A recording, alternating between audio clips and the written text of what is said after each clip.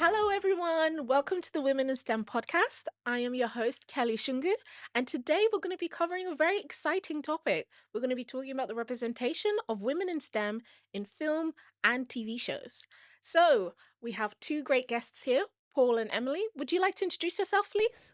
Oh, thank you very much. Hi, everyone. Thank you so much for having me, Kelly. I'm Emily, and I could talk about this all day. You've picked my two joint passions here. So I kind of did a film school degree, tried to work my way up the production ladder, did the emptying bins and the getting coffee, all that very glamorous stuff. But during the pandemic, when the work kind of slowed down, I made a complete career change and I became a software engineer. And now I'm lucky enough to be a software engineer at a big film and TV production company. So I've kind of married the two and I can't wait to get your insights. Thanks for having me. Hi, Kelly. Lovely to be back on. My name's Paul Atherton. I'm a filmmaker. I specialise in what they call social commentary, which is looking at issues-driven things that happen and impact in British society. I've gone everything from domestic violence to misogyny and car advertising, and everything I'm working around at the moment is on homelessness, welfare and poverty. And I too am finding this particularly interesting because obviously I use film as a medium to influence and encourage people to change behaviours. Yeah, definitely. And Paul, could you talk a bit more around your background in filmmaking and what drew you to social commentary in the first place? I had a very varied career. I started in retail and then went to university, did a business administration course. And whilst I was there, I set up a gift delivery service selling lingerie, and the same was Interflora delivers flowers. Became very good at doing the PR. And then in PR, I became a IT specialist.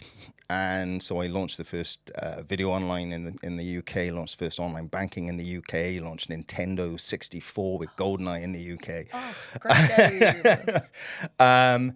And then suddenly landing myself in a media agency where I was handling people like the Sunday Telegraph, Omnicom Media Direction, and all of Turner, including CNN. 9/11 happened, and I decided, right, where do I go from here? So I've always made films. I've always been creative. Even in my PR career, I was creative. And so I decided very quickly to go, I know, I should go back into film. Did stuff over at Prospect Pictures on Good Food Live, and then set up my own production companies. And the reason I deal with social commentary is that most of the things I've seen that you need effective change, whether it's I've witnessed domestic violence, I've been part of female friends who've been impacted by it, and you kind of go, the only way people care is if you bung something in front of them that they can consume. Definitely. And Emily, as somebody who's working in tech and mentoring women, which I really appreciate, we talk about that a lot on the podcast. I wanted to know who were your early influences with regards to media and viewing women in STEM? Yeah, I mean, it's a great question and one I hadn't given much thought of until you posed it.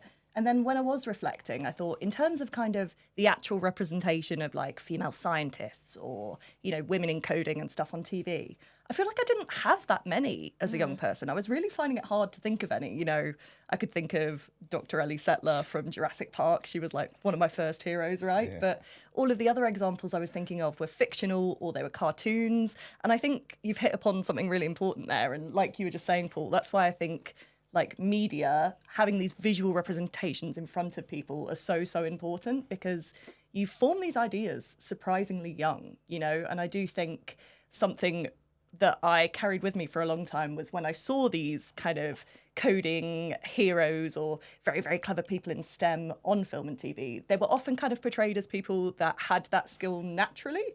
Like they were the polymath. They were just essentially born brilliant. And I thought, well, I wasn't, you know. I'd cry at the homework table trying to do my maths with my dad. So I thought, well, I could never be that. But I think we're starting to see, as I'm sure we'll discuss lots more of, more and more of these kind of characters are being depicted as people that worked their way there. And it just gives me a lot of hope because truly anyone could be a programmer or a scientist and such. It just takes a lot of dedication and a lot of love. Yeah, and Paul, with all of your experience that you've had, have you seen any changes in the portrayal of women in STEM in media? Yeah, I think one of the really interesting things is how that's changed over the sort of decades I've been alive. So I was born and grew up, rather, in the sort of late 70s, early 80s. And there wasn't much to consume. So things like Star Trek, which was an American television series that was syndicated over here, was a big event watch that everybody talked about. So you didn't have sort of the disparate people in one group watching this. Everybody sort of sat down at a set time on a set day, watched the television program.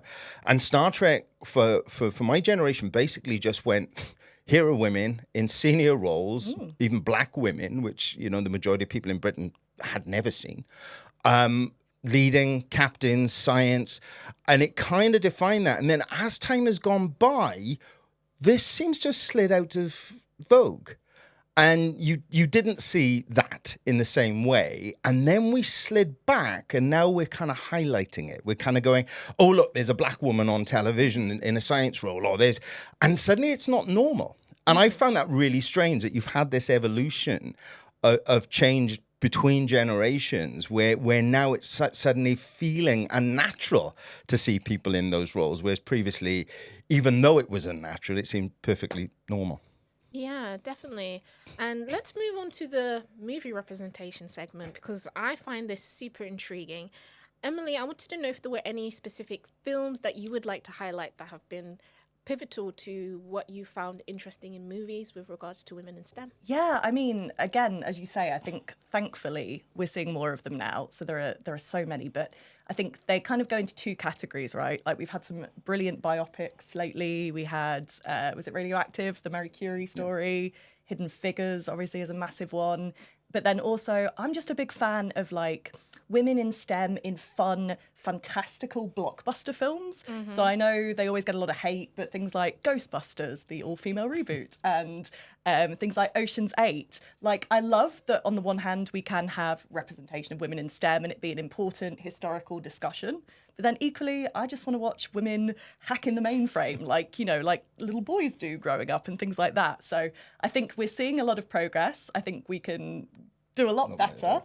But it is kind of maddening that I could, again, list them all so quickly, perhaps. There's not as much as I would like, for sure. Yeah, I definitely feel like it's starting to become more and more represented, and we're starting to see more characters.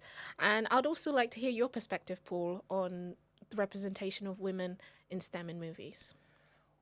Well, I will always come back to sort of things like Star Trek, but Hidden Figures was an interesting one for me because Hidden Figures was great because it was telling something historic, but at the same time, it was doing a movie device that we call the white savior syndrome, where there was a composite white character that did everything. Right, so it was Kevin Costner's character was actually a bunch of loads of individuals, but obviously in narrative storytelling you need to composite it. But it had an issue for me because it tended to imply that these women weren't successful in their own right; they were only successful because Kevin Costner had backed them. And I those kind of things are important. But I will always come back to Star Trek because Star Trek was the first, especially in the movies and things, it was the first medium really where it took on race and different countries, and it just went, we're past this silly bickering stage. Gene Roddenberry saw a future where it was all about people uniting for the unity of fellowship of mankind, and that's really where I think the best developments and the best kind of film representations take us, is where you get to a point where you go, this is the world that I want to inhabit, how do I get there? Yeah, and speaking about black women and tech, I feel like Black Panther did a great job with regards to representing technology, futuristic vibes. I really enjoyed watching it, and I feel like it has had the power to like inspire a new generation. Now switching gears into TV shows. I know we all love a good Netflix and chill. Indeed. We all love our BBCs or etc. I wanted to know if there were any specific characters that you liked, maybe specifically from The Big Bang Theory. I love The Big Bang Theory. I think the Big Bang Theory was probably the most influential television possibly ever when it comes to sort of encouraging people into science, because it made it real. it wasn't sort of abstracted like some of the science things you see where, as you were saying earlier, where you kind of going, I'm a genius. And you're like, well, I can't be a genius. These were guys and women that were kind of had all the neurosis of a normal human being and dealing with all the rubbish of a normal human being, but at the same time doing this amazing science. My brain's gone with the two female characters now, Bernadette and Amy. And again, they're perfectly rounded and juxtaposed against each other, and you see them evolve over an arc as well, which I think is stunning. And of course, no spoilers, but where it ends is like the perfect ending, where they kind of everybody recognizes everybody else's talents. And I thought that was really great. I thought for a generational thing to sort of tap into science, it's like, this is what science really is. This is, doing stuff in a lab, doing stuff in a university, going out there and aspiring to achieve something great. See, it's interesting because I think, like, now that I've heard you say that, I should probably give it more of a chance, because I think I watched maybe half of the first series, and my kind of feeling was, at that point, I'm not sure that the other female scientists were in it. There was a neighbour across the hall. And I was like, okay, the woman's in it, but she's a bimbo and a bit of like the non-scientific kind of comedy foil. So if anything, I felt a little bit put off by that. But it's good to hear that they kind of gave the female scientists the recognition they deserve and like a bit of character development. And I think actually that maybe that speaks to what you were saying earlier, how there was a bit of like a kind of downturn in our representation of women in STEM, in TV and media around the time I was kind of like a teenager, but we are kind of building back upwards now. I think one of the great things is that they the first series, they had some of the greatest technical minds actually advising them on. So every piece of maths on the boards, much better when that's involved, was absolutely accurate and everything else. But the way that the women were introduced was also real genius, because it was about relationships. It was about them sort of connecting with the group. But they tended to be way smarter, way better, way funnier than the guys. So but in no mean or nasty or sort of we're better than them. Just in the context of the characters, and I thought that was really clever. Yeah, and Emily, I was wondering if you could talk a bit about Mr. Robot and how that's influenced you. Absolutely. So on what you were saying there, really, I think it makes such a difference. And I bet you find this too as a software engineer, right? We've all seen the YouTube, like, reels where it's like every bad hacking, they call it, acting in cinema, and there's like skull and crossbones on stage. There's a timer counting down. They're doing this kind of like stuff that's not even possible. They're just getting into the Pentagon somehow, and you're like, I'm sure there's security networks involved there, love. But yes, brilliant. So I think the thing that was really refreshing about Mr. Robot was that they had, it sounds like with the Big Bang Theory too, a technical advisor in the writer's room across the production. Like, you can tell it's written by people that understand the technology. And then again, something just really mind-blowing for me was that there were women in this amazing hacking activist group. They're his sister, his kind of love interest, and they were every bit as capable as the men, and in some ways showed them up. And I think I just remember not knowing a whole lot about coding at the time, and it really sparked my interest, because before that I would have presumed you couldn't put coding on TV because it would just be spreadsheets and literally. And I was like, oh no, there's something to this. What's a Raspberry Pi? How come he can connect that into this, server room or in the data center, and what does it actually do? And it really just made me interested to learn what coding really was, because I'm just at that kind of age in my 30s where I was on the wave before rather, coding came into schooling. So again, I think so many of the reasons why I didn't think I'd be very good at software engineering were just because I just didn't know what it was. And I thought I wasn't a genius like you would have to be. So yeah, it was really important to me. Yeah, I think TV shows can be a cool way of kind of getting a glimpse behind what, a specific job role might be like. Obviously, with TV shows, as you mentioned, it can be over exaggerated. I know one of my favorite TV shows is Black Mirror, and they have like an array of spooky kind of episodes that are very futuristic. But I found it very interesting seeing the portrayals of different characters, and they have like a variation of women in STEM in that TV show.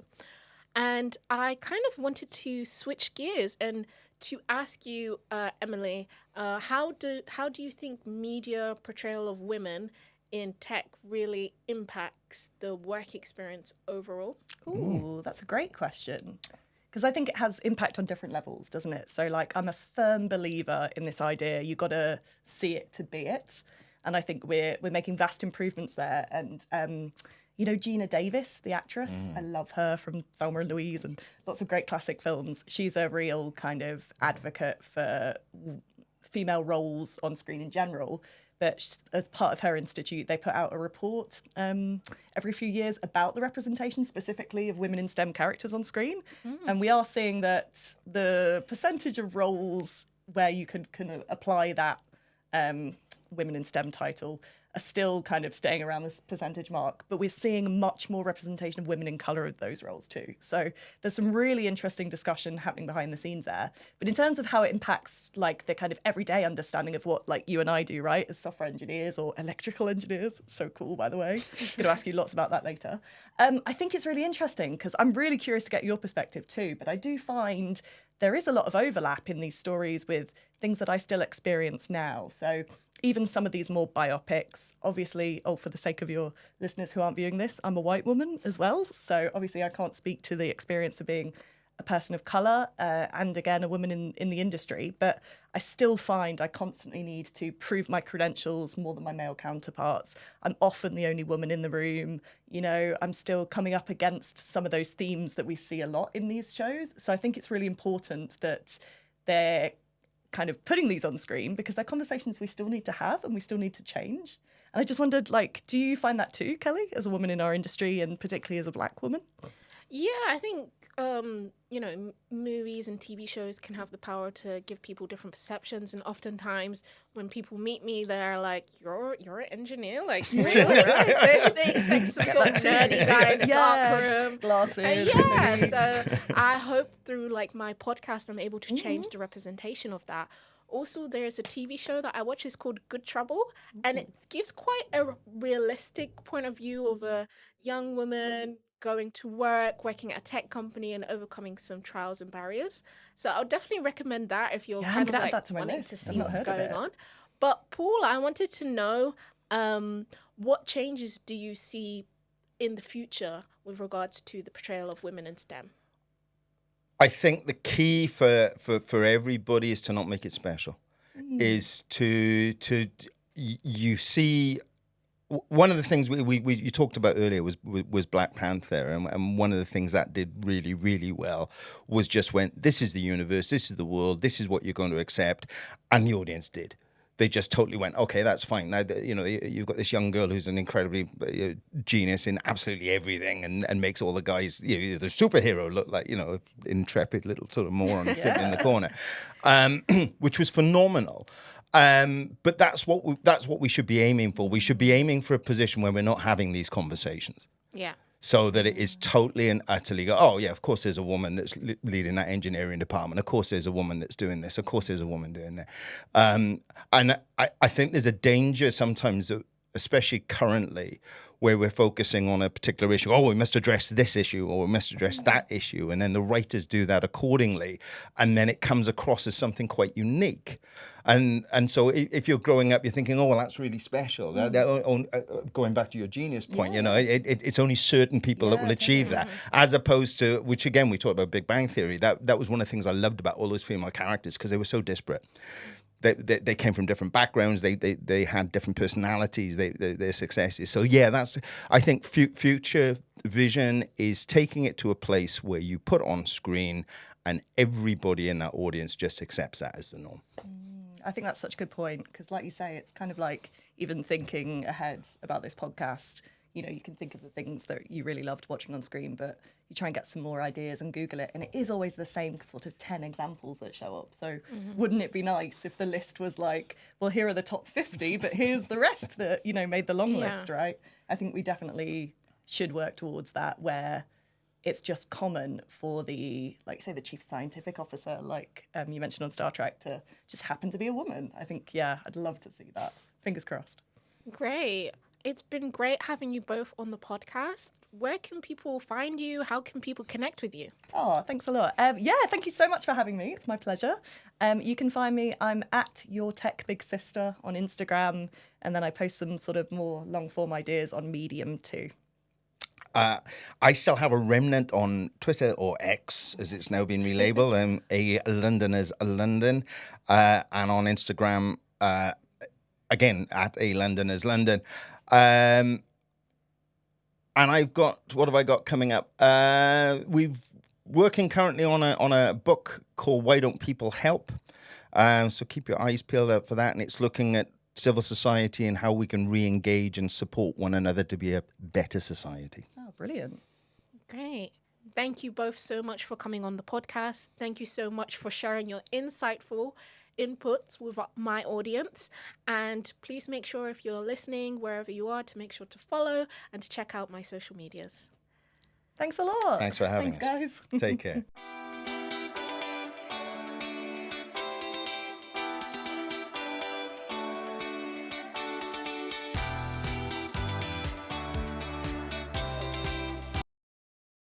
Okay, smile, because I will forget to take a picture of me. You're so on brand with your nails. Thanks. Oh, of course. I think you should do it. You're the filmmaker.